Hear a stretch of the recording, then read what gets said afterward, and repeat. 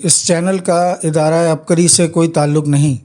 اس channel پر عبقری رسالے کے مختلف مضامین پڑھ کر سنائے جائیں گے، جس کا مقصد عبقری رسالہ ایسے افراد تک پہنچانا ہے جو پڑھنا لکھنا نہیں جانتے یا خدا نخواستہ نابینا ہیں، یا ایسے افراد جن کی عبقری رسالے تک رسائی نہیں یا اپنی مصروفیات کی وجہ سے رسالہ نہیں پڑھ پاتے۔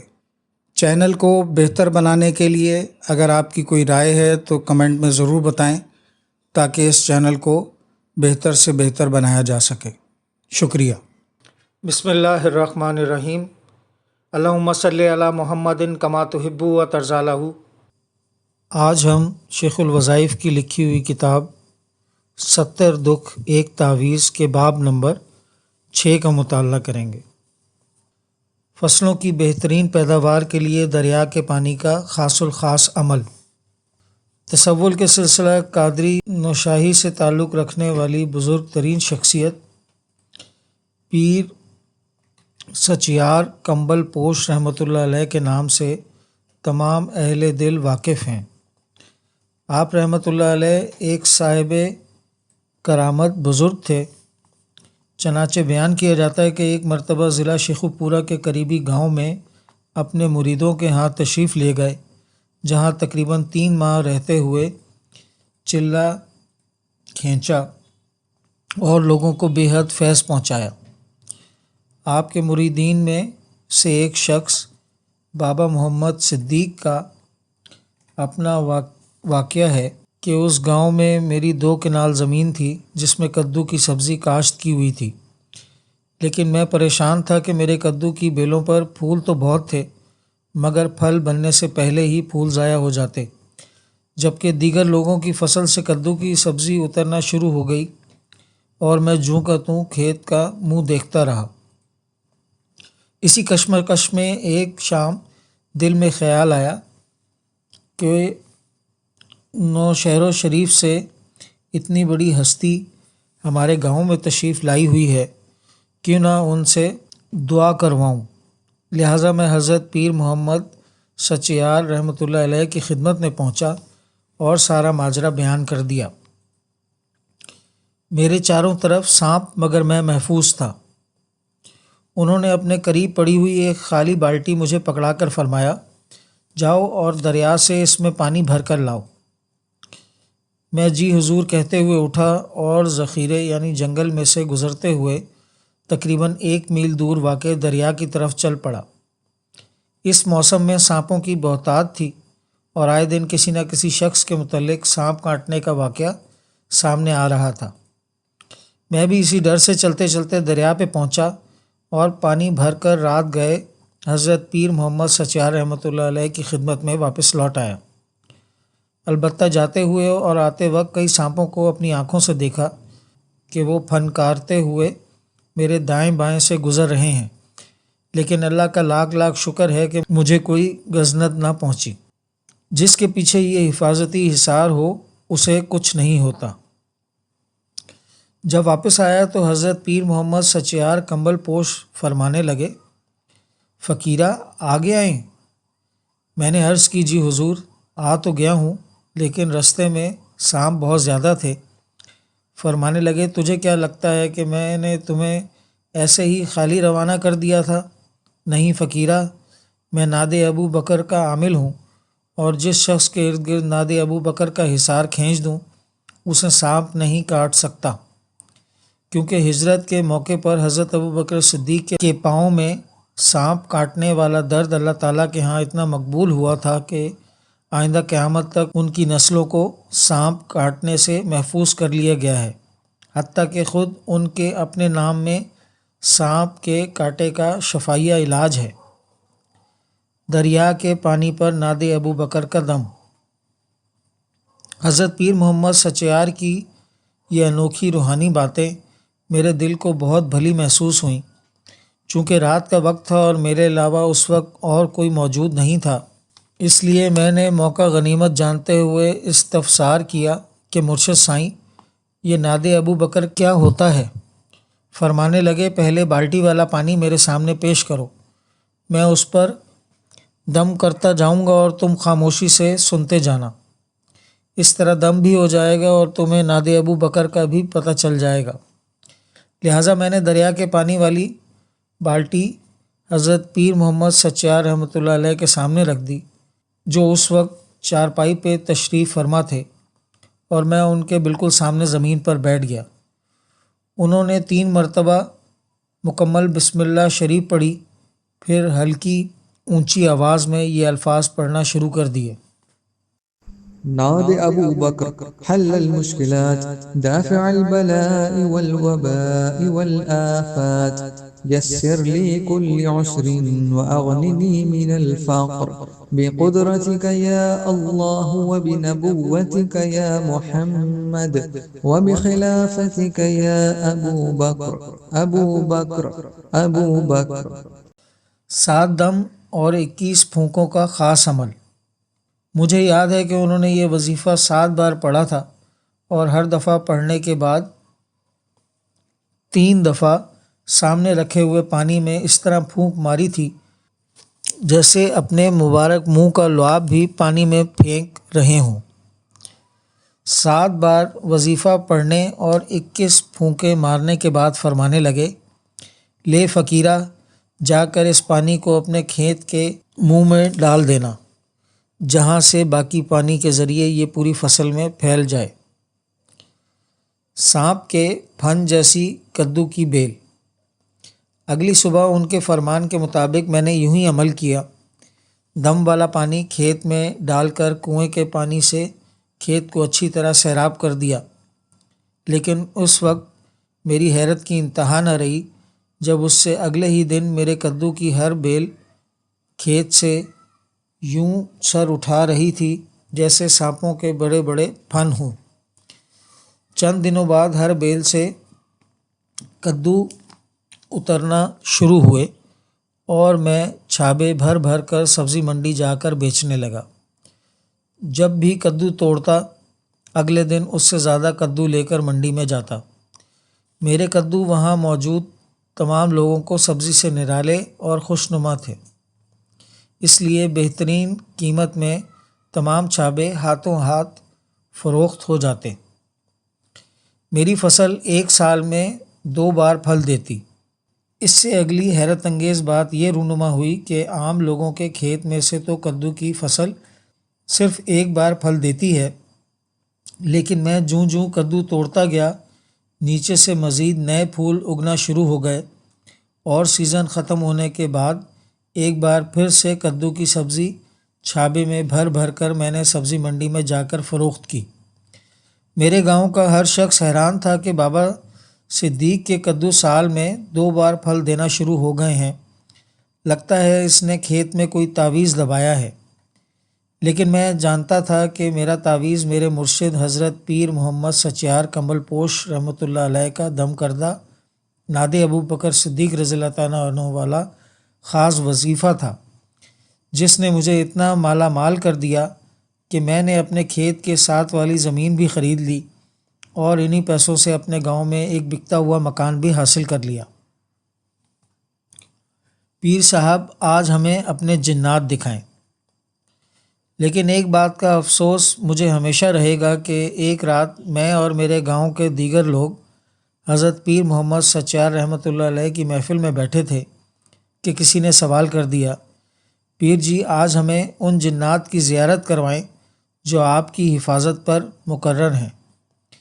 پیر محمد سچیار فرمانے لگے، نہیں فقیرہ، اگر ایسا ہو گیا تو وعدے پورے ہو جائیں گے۔ ان کی اس بات کی کسی کو بھی سمجھ نہ آئی۔ اس شخص نے دوبارہ اصرار کیا تو انہوں نے دوبارہ یہی الفاظ دہرائے کہ نہیں فقیرہ، یہ راز بندے اور رب کے درمیان ہی رہے تو بہتر ہے، اگر کھل گیا تو وعدے پورے ہو جائیں گے۔ اب کی بہار بھی کسی کی سمجھ میں نہ آئی کہ کیا خاص راز ارشاد فرما رہے ہیں۔ جنات اور پریاں دیکھ کر چیخیں نکل گئیں۔ چنانچہ جب اس شخص نے 30 مرتبہ جنات کو دیکھنے کی فرمائش ظاہر کی تو حضرت پیر محمد سچیار رحمۃ اللہ علیہ فرمانے لگے، اچھا پھر اپنے اوپر برگد کے درخت کی طرف دیکھو۔ ہم نے جو ہی نظر اٹھائی تو چیخیں نکل گئیں۔ کسی شاخ پر خوفناک جن بیٹھا تھا، کسی ٹہنی پر پری اور کسی شاخ پر دیو لٹک رہا تھا۔ ہم میں سے کوئی بے ہوش ہو گیا، کوئی چیخے مارتا ہوا گھر کی طرف بھاگ گیا اور کوئی وہیں زمین پر اوندھے منہ لیٹ گیا۔ بہرحال کچھ دن بعد حضرت پیر محمد سچیار رحمۃ اللہ علیہ واپس اپنے شہر لوٹ گئے اور ہمیں اطلاع پہنچی کہ وہاں جاتے ہی ان کا وصال ہو گیا۔ یہ خبر سن کر ہمیں سمجھ آئی کہ وعدے پورے ہونے کا کیا مطلب تھا، لیکن اب رونے اور پچھتانے کے سوا کچھ نہیں کیا جا سکتا۔ آج بھی میں جس مکان میں رہ رہا اور جس زمین سے مختلف قسم کا رزق لے رہا ہوں، اس کے پیچھے حضرت پیر محمد سچیار رحمۃ اللہ علیہ کی کرامت اور ناد ابو بکر صدیق رضی اللہ تعالیٰ عنہ والے وظیفے کا معجزہ ہے۔ باب نمبر 7، میاں بیوی کی محبت کا آزمودہ عمل۔ بعض اوقات جادو کے ذریعے میاں بیوی کے گھریلو سکون اور آپس میں محبت پر بندش لگا دی جاتی ہے۔ اس حالت میں انسان گھر میں داخل ہوتے ہی بیزاری محسوس کرتا ہے اور عورت کے دل میں بھی یہ وساوس آتے ہیں کہ گھر چھوڑ کر کہیں اور چلی جائے۔ یہ بندش کھولنے کے لیے روزمرہ استعمال ہونے والی اشیاء خوردنی مثلاً نمک، چینی، آٹا، چاول اور گھی وغیرہ پر 3 مرتبہ ناد ابو بکر صدیق کبیر ناد أبو بكر حل المشكلات دافع البلاء والوباء والآفات يسر لي كل عسر وأغنني من الفقر بقدرتك يا الله وبنبوتك يا محمد وبخلافتك يا أبو بكر أبو بكر أبو بكر پڑھ کر صبح کے وقت دم کر دیا کریں اور سوتے وقت 313 مرتبہ ناد ابو بکر صغیر پڑھ کر پورے جسم پر پھونک مار لیں۔ یہ دونوں عمل 40 دن لگاتار کرنے سے بندش کھل جائے گی اور گھر میں مکمل طور پر سکون قائم ہو جائے گا انشاءاللہ۔ باب نمبر 8، پیٹ میں بیٹی اور بیٹے کا روحانی الٹرا ساؤنڈ۔ علامہ عباس محمود العقاد رحمۃ اللہ علیہ مصر کے ایک مشہور مورخ گزرے ہیں جن کی کتب سے دنیا اسلام میں استفادہ کیا جاتا ہے۔ بالخصوص ان کا سلسلہ عبقریات تو اتنا معروف ہے جس کی نظیر کہیں اور نہیں ملتی۔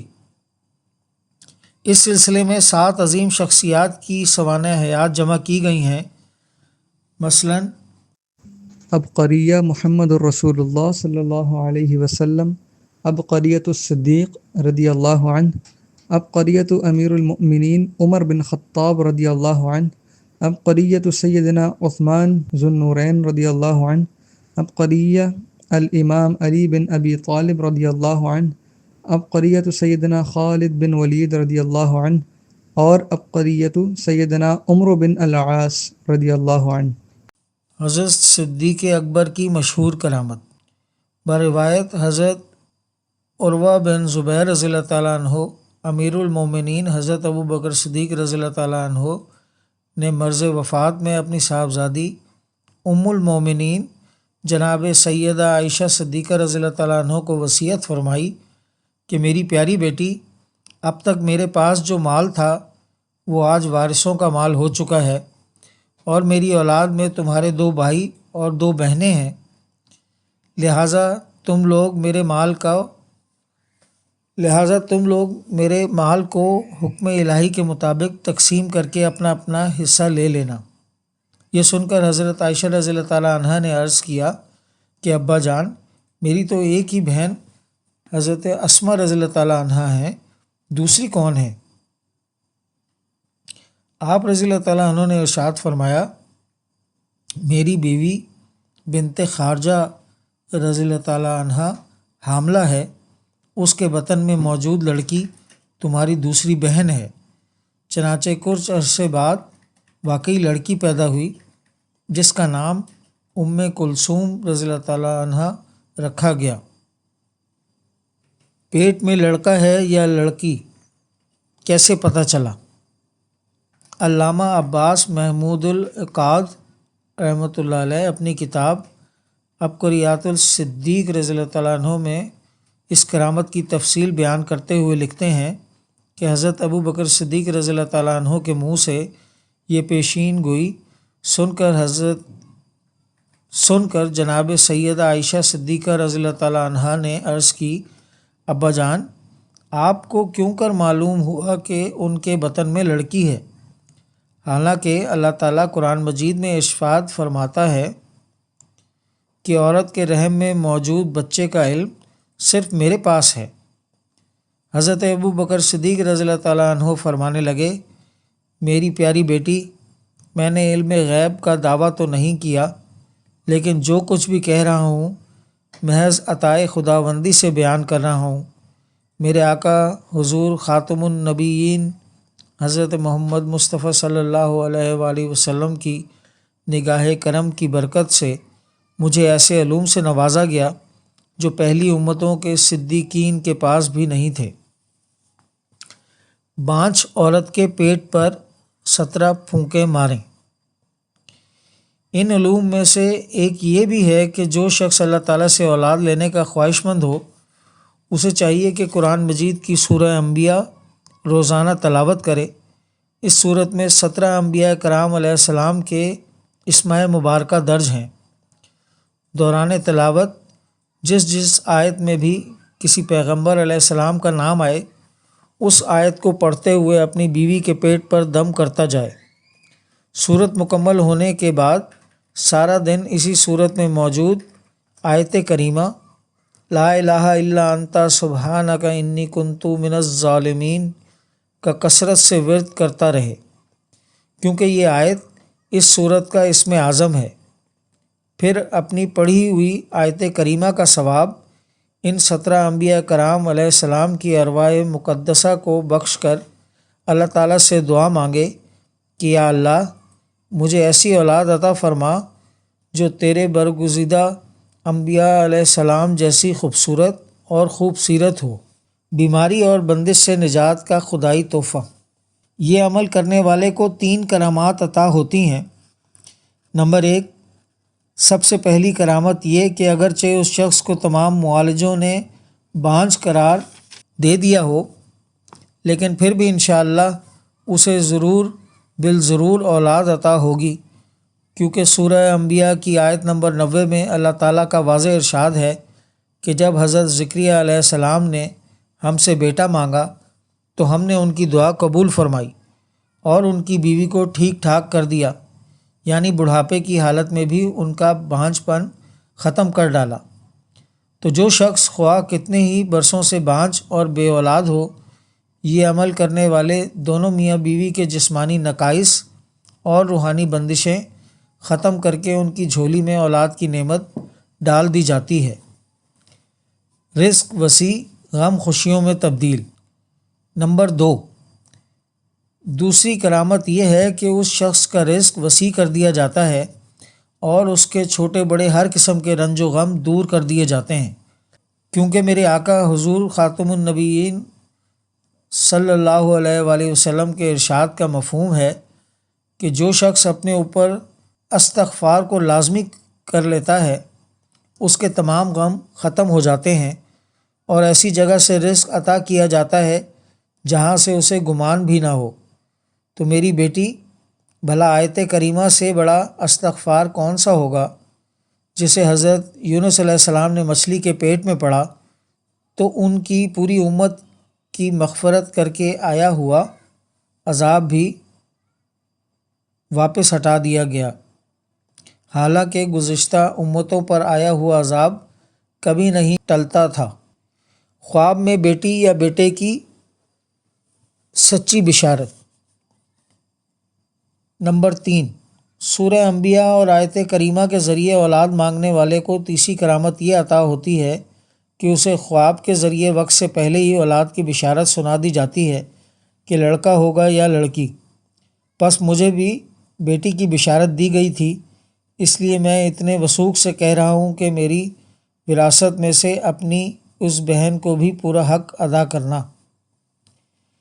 اسکندریہ کے آل رسول سب کو یہی عمل کرواتے۔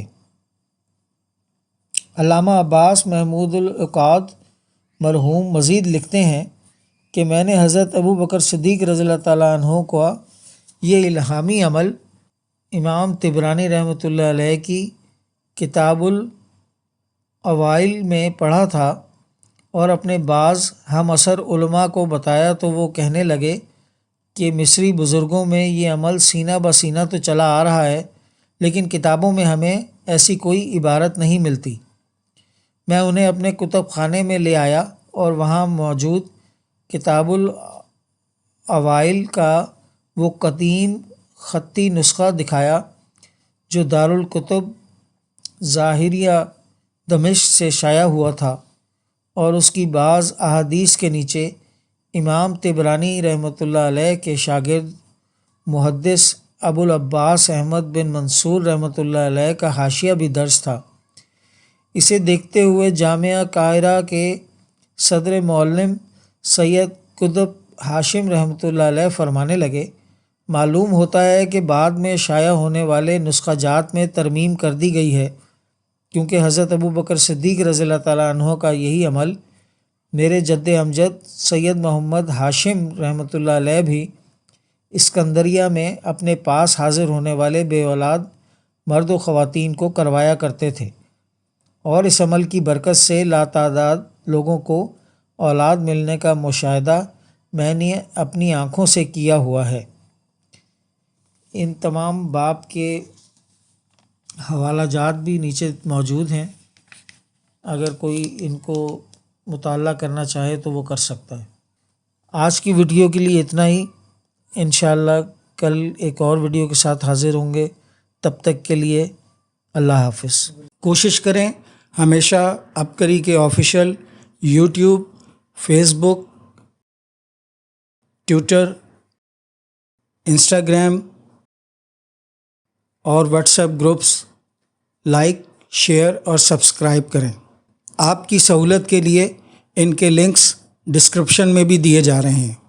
اللہ ہمیں خیر پھیلانے کا ذریعہ بنائے اور ہماری کاوشیں قبول فرمائے، آمین۔ السلام علیکم ورحمۃ اللہ وبرکاتہ۔